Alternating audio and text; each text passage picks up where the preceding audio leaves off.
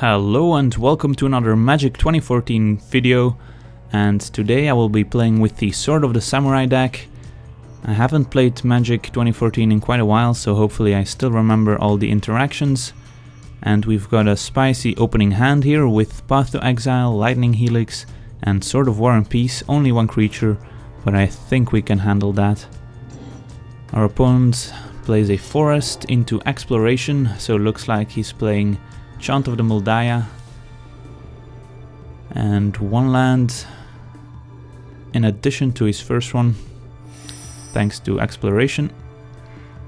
And I think we can lead with Plains here, so we keep Path to Exile available. One of the best removal spells ever made. And then probably turn 2 we'll play out the Battle Mad Ronin. It's 2 lands into Green Sun's Zenith. 3 is the value for Axe. And he gets another elf that'll get him another forest. So our opponent on 5 lands on turn 2. That's a pretty powerful start. And no need to Path to Exile the elf here. Alright, so let's play out Battle Mad Ronin, which will have to do a lot of work. Hopefully our opponent doesn't cast Plow Under and put our 2 lands on top of our library. That would be bad for us. 6 lands into Primeval Titan. Well, at least we have an answer for it, but it's not gonna be pretty, because our opponent gets 2 lands plus 1 from the Path to Exile, which puts him all the way up to 9 lands. That's a lot. Yeah. Let's cast Path to Exile here.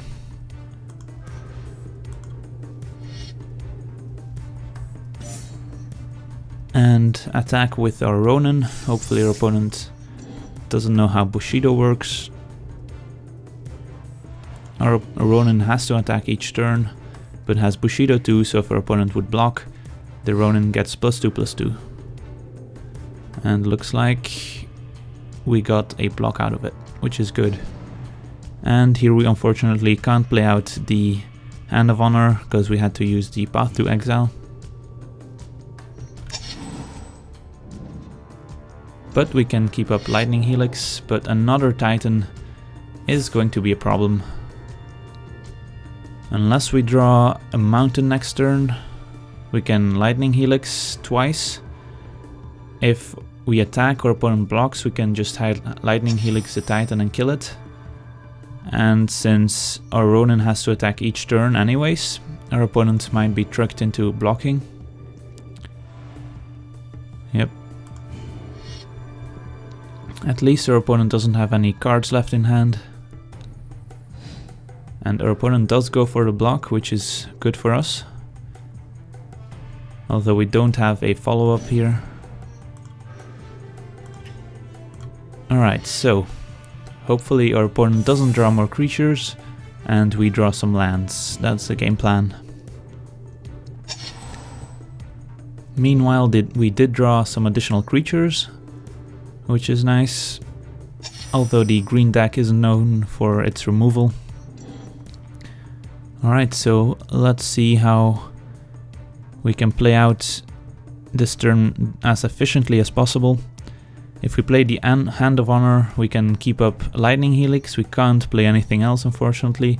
So I think I'm just gonna play out the Blade Master here, as that seems a little more efficient. The protection from blank is irrelevant here, so the first strike might come in handy. And let's keep up white, I guess, representing another Path to Exile. And pass the turn. If we draw a 5th land next turn, we can play out Sword and Equip and start gaining some life. Explore is gonna draw our opponent another card and another land. Alright, so our opponent has the lands to almost cast Emrakul there, although Emrakul isn't even in the deck, unfortunately. Alright, so we did draw our 5th land, and we could deploy our Hand of Honor and just play out the sword, which might be even better than equipping right away. It's like getting in for more damage now or getting in for more damage next turn. And I think playing out the Hand of Honor is slightly better.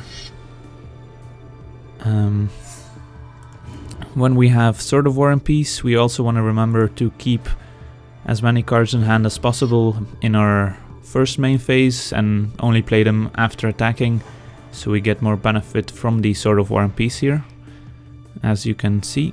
But we are gonna play it this turn. And our opponent has a window to deploy an Eldrazi this turn. Instead he drew another land, which is one of the issues in the Chant of the Moldiah deck. You need a right balance of creatures and spells. And the Primeval Titan, the 2 Primeval Titans weren't enough here. So I just did what I shouldn't have done, although we can play Glory of Warfare and equip, so playing the land there wasn't really a mistake. Equip to, I guess, do the first striker and get in for 10 damage. And that should be pretty good. The Sword of War and Peace not doing a whole lot here in terms of its ability, although the +2/+2 is always relevant. And their opponent has 1 turn to draw a creature here. Artisan of Kozilek, that's a good one. Getting him back Primeval Titan.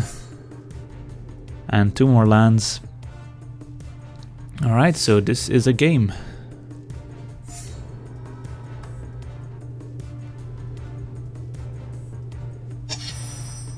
Well, we can attack with our first striker. If he blocks with the Eldrazi, we can Lightning Helix it.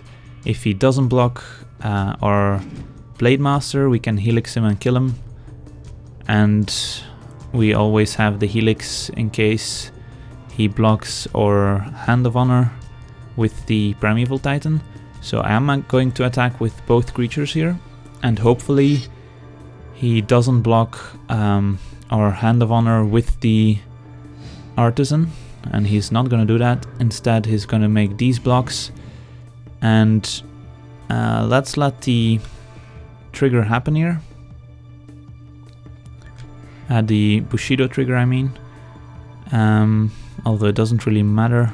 We can just Helix the Artisan here. I think that's the more important target. Yeah. Alright, so our Blade Master will survive, although our Hand of Honor will not.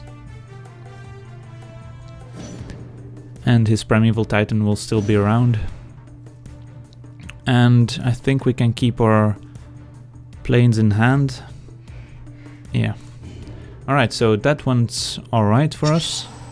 Our opponent does still have a Primeval Titan. Explorer is gonna draw him an additional card.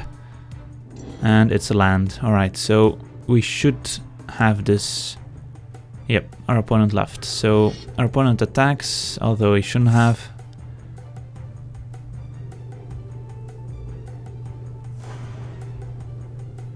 Alright. Stonehewer Giant is gonna grab us another equipment next turn, but let's attack first to gain 2 additional life of the sword. Our opponent isn't dead, and next turn he can activate Eye of Ugin, which I'm surprised their opponent didn't get earlier with the Primeval Titan. But we are gonna play out the Giant here, and we can even equip the Sword of War and Peace to the Giant right away.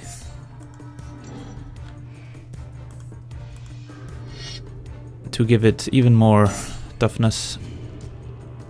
So he can even block the Primeval Titan.